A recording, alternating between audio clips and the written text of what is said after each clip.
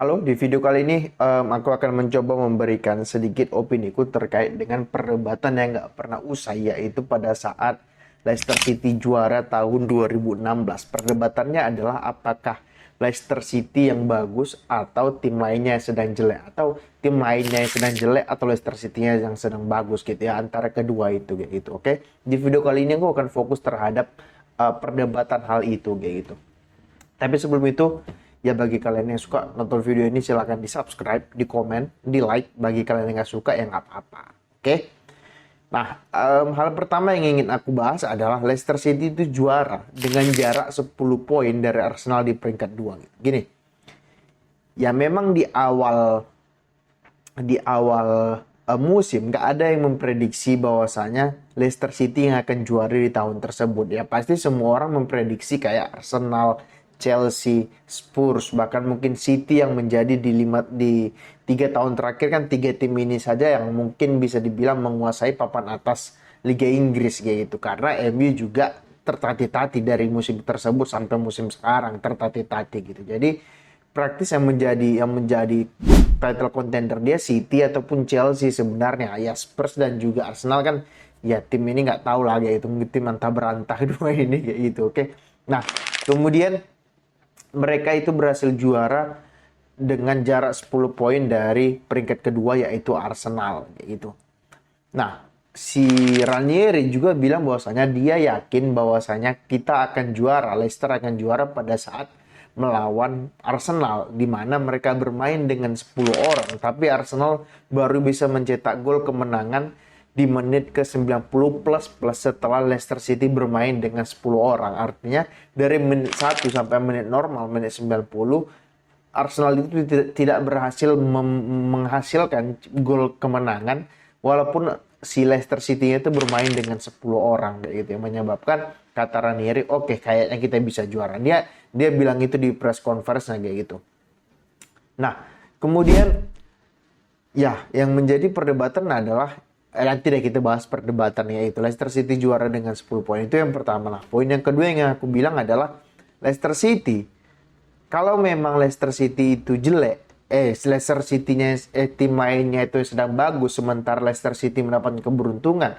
Tapi Leicester City itu bisa mengorbitkan pemain-pemain hebat, kayak misalkan Jamie Vardy, kemudian Harry Kane, kemudian Kante, kemudian Kasper Schmeichel. Keempat pemain ini kan, walaupun Leicester tidak juara, terbukti kan keempat pemain ini masih bisa konsisten bermain. Vardy masih konsisten dong, walaupun di 3 tahun terakhir dia nggak konsisten karena memang udah usianya 38, hampir 40 tahun kan kayak gitu. Tapi 2-3 tahun setelah Leicester itu juara, dia masih bisa memegang daftar top skor kan, walaupun tidak yang pertama, mungkin kedua, ketiga, 3-4 besar dia masih ada nama di Jamie Vardy dalam daftar top skor. Itu Jamie Vardy. Kemudian N'Golo Kante. Nah, N'Golo Kante setelah pindah ke Leicester City, pindah dari Leicester City, dia kan pindah ke Chelsea musim berikut. Nah, kemudian di Chelsea dia juara lagi gitu dan terpilih sebagai pemain terbaik kan.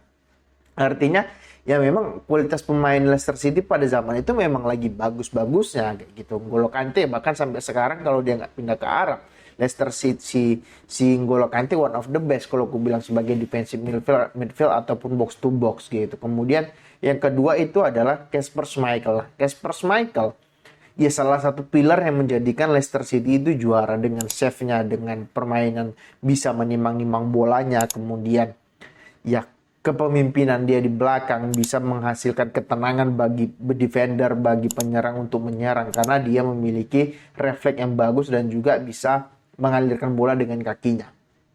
Kemudian yang keempat itu adalah Riyad Mahrez. Riyad Mahrez setelah pindah dari Leicester City, dia masih konsisten gitu. Di City dia juara ini, juara itu, juara ini, juara itu kan. Bisa juga dia konsisten. Artinya memang terbantahkan bahwasannya tim Leicester City itu memang beruntung karena tim lainnya itu jelek. Menurutku nggak masuk di akal kayak gitu. Karena pemain-pemain yang kusebutkan sebagian besar kayak Wes Morgan masih ada juga kayak gitu kan.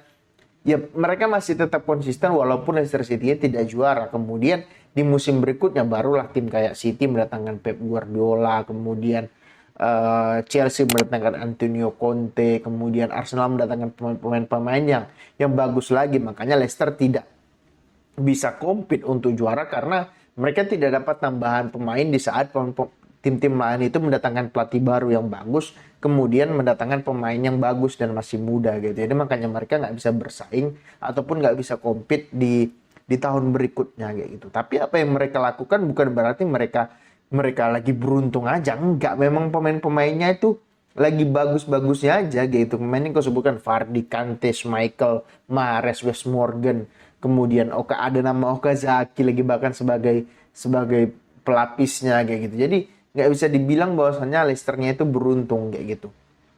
Nah, kemudian yang menjadi perdebatan kan adalah poin ketiganya adalah apakah apakah tim lainnya itu sedang jelek makanya Leicester City itu bisa juara. Gini, tim lain itu jelek atau tim lain itu tidak bermain sebagai mestinya dan kemudian tim lain itu bisa memanfaatkan kejelekan dan juga keburukan berpermainan atau keburukan dari tim lawan, itu adalah dua hal yang berbeda. Aku kasih contoh begini. Contohnya pada saat MU lawan Arsenal baru-baru ini di FA Cup yang MU menang adu penalti. MU itu dari menit 60 sudah di kartu merah sama wasit.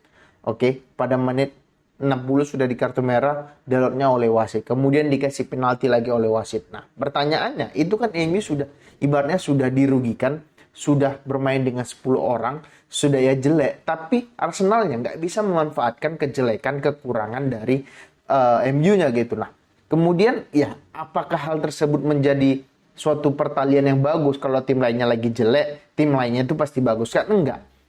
Kalau kau bisa memanfaatkan kejelekan atau kekurangan dari lawanmu, itu adalah suatu hal yang bagus gitu loh, ngerti nggak? Jadi maksudnya gini, agak belibet yang memang menjelaskannya. Gini, kalau tim lain jelek, terus kau bermain jelek juga, itu kan bisa saja. Tapi ketika tim lain bermain jelek, kau bermain bagus, nah itu kan menjadi sesuatu. Bukan berarti karena pemain lawanmu jelek, otomatis kau menjadi bagus. Enggak, banyak kok kita bilang bahkan banyak di dunia ini tim yang jelek.